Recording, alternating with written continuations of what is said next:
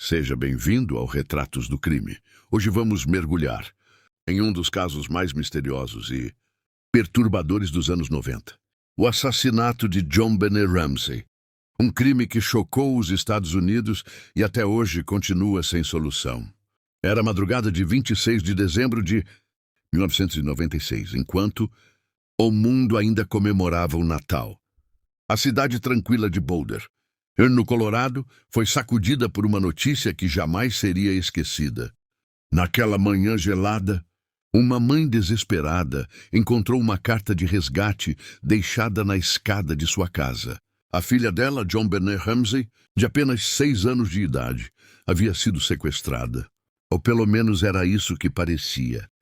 Horas mais tarde, o corpo da menina seria encontrado no porão da residência. Estrangulada, com sinais de agressão e envolta em mistérios que até hoje desafiam a polícia, os investigadores e a opinião pública. O assassinato de JonBenét não foi apenas um crime brutal.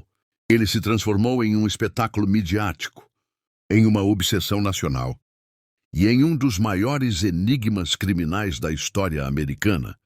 Hoje vamos revisitar todos os detalhes desse caso que marcou os anos 90 e que ainda hoje gera debates, teorias e polêmicas. O assassinato de JonBenét Ramsey. JonBenét nasceu em 6 de agosto de 1990, filha de John Ramsey, um empresário bem-sucedido do setor de informática, e Patsy Ramsey, ex-Miss Socialite. A menina cresceu cercada de luxo, conforto e atenção. Desde muito pequena, JonBenét era inscrita em concursos de beleza infantil, onde chamava a atenção por sua aparência angelical, vestidos chamativos e performances no palco. Essa exposição precoce dividia opiniões. Muitos viam apenas uma criança talentosa e sorridente, mas críticos apontavam para a sexualização de meninas em concursos, algo que seria amplamente debatido depois do crime. JonBenét vivia em uma mansão em Boulder com os pais e o irmão mais velho, Burke Ramsey, de 9 anos. Aos olhos de todos, a família parecia perfeita, rica, bonita e influente. Mas na manhã pós-natal de 1996, essa imagem se despedaçaria.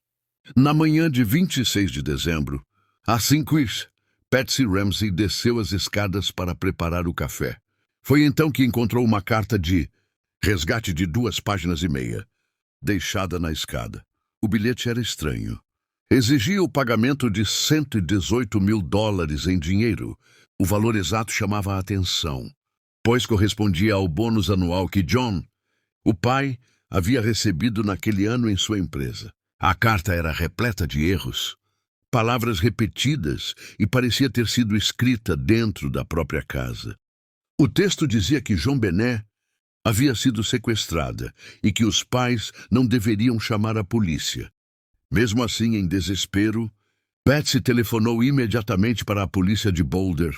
Às 6 da manhã, os primeiros oficiais chegaram. Pouco tempo depois, vizinhos, amigos e familiares foram entrando e circulando pela casa. Essa movimentação contaminou a cena do crime. Durante horas, policiais procuraram por sinais de invasão, mas nada foi encontrado. Por volta das 13 horas, John Ramsey desceu ao porão da casa. Lá, encontrou o corpo de sua filha. JonBenét estava enrolada em um cobertor branco, com fita adesiva na boca e um cordão preso ao pescoço.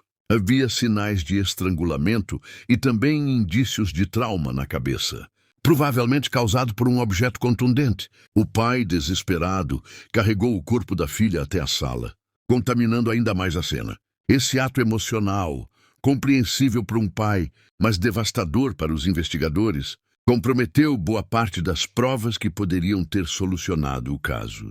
A partir desse momento, 2 linhas principais de investigação surgiram.